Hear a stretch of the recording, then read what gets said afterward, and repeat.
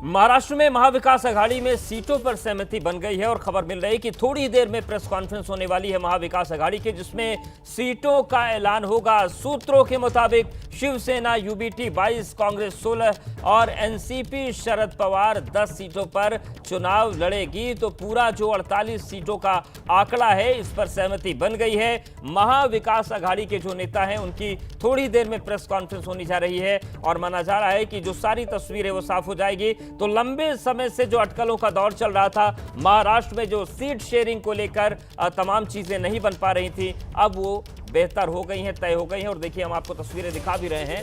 महाविकास आघाड़ी की बैठक बस शुरू ही होने वाली है और इसमें जो सीट शेयरिंग का फॉर्मूला है वो तय हो जाएगा। और हमारे सहयोगी सूरज जुड़ गए हैं। सूरज, क्या जानकारी मिल रही है महाविकास आघाड़ी में सीट शेयरिंग को लेकर?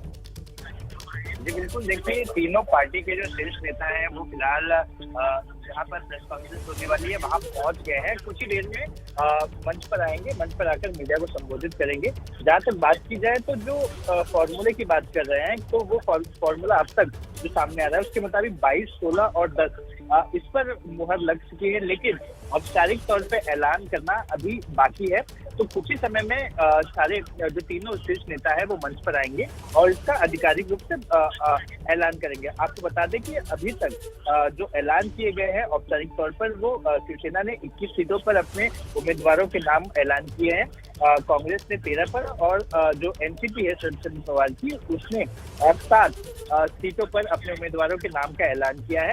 तो जो पेच फंसे थे उसको लेकर जो लगातार राजनीति गर्म हो रही थी, अलग अलग पक्ष जो पार्टी के जो नेता है वो एक दूसरे पर आरोप प्रत्यारोप कर रहे थे, अपनी अपनी सीटों पर अपने उम्मीदवारों के नाम बता रहे थे।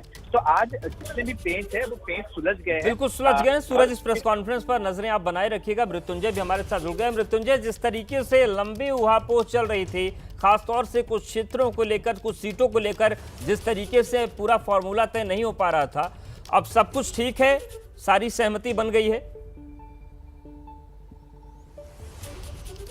देखिए, अगर सब कुछ ठीक नहीं भी है तो अब ऐसा वक्त आ गया है कि उन्हें सब कुछ ठीक दिखाना होगा और इसीलिए ये प्रेस कॉन्फ्रेंस हो रही है। सब कुछ ठीक कैसे हो सकता है? जहां पर कांग्रेस आज तक अभी तक दावेदारी कर रही है, उस सीट पर तो शिवसेना के उम्मीदवार चुनाव प्रचार कर रहे हैं। उदाहरण के तौर पर सांगली की सीट में जो उसके अंतर्गत आने वाली विधानसभा है, उसमें एक भी शिवसेना के विधायक नहीं है। जो शिवसेना के विधायक है वो शिंदे गुट के हैं, बीजेपी के विधायक हैं, कांग्रेस के विधायक हैं, लेकिन वहां पर उम्मीदवार शिवसेना उद्धव गुट ने दिया हुआ है, इसलिए कांग्रेस नाराज है। भिवंडी की सीट है, भिवंडी की सीट पर कांग्रेस दावेदारी कर रही है, वहां पर एनसीपी से विवाद है। मुंबई की 2 सीटें हैं, साउथ सेंट्रल की सीट थी जहां पर वर्षा गायकवाड़ जो मुंबई कांग्रेस अध्यक्ष है खुद दावेदारी कर रही थी, वहां पर अनिल देसाई को उम्मीदवार उद्धव ने बना दिया। और नॉर्थ वेस्ट की सीट देख लीजिए क्या हुआ, संजय निरुपम ने पार्टी छोड़ दी।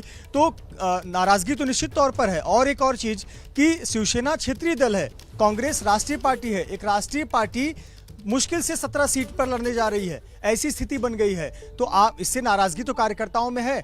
तो क्या सवाल ये उठता है कि कांग्रेस के कार्यकर्ता शिवसेना के लिए प्रचार करेंगे? और कहीं न कहीं नाराजगी है और कुछ सीटों पर तो कांग्रेस के कुछ उम्मीदवार निर्दलीय भी खड़े होने की तैयारी कर रहे हैं। अभी तक की जमीनी हकीकत यही है। लेकिन जैसा कि आपने कहा कि क्या सब कुछ ठीक है, अब वो वक्त गुजर गया। अब तो सिर्फ महज 10 दिन बचे हैं पहले राउंड की वोटिंग होने में।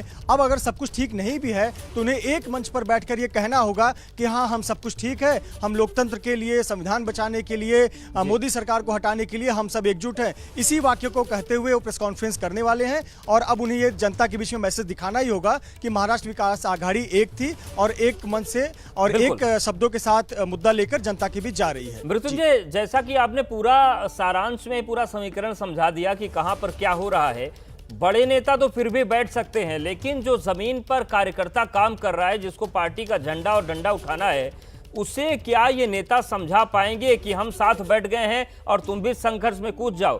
क्योंकि असल में तो जमीन पे जो कार्यकर्ता है उसे जूझना है परिस्थितियों से।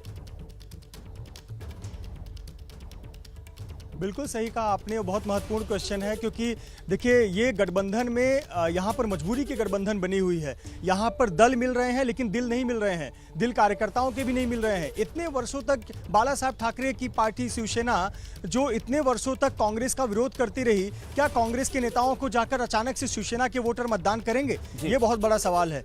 क्या कांग्रेस के मतदाता शिवसेना के लिए वोट करेंगे या शिवसेना के कांग्रेस के, ये बहुत बड़ा सवाल है।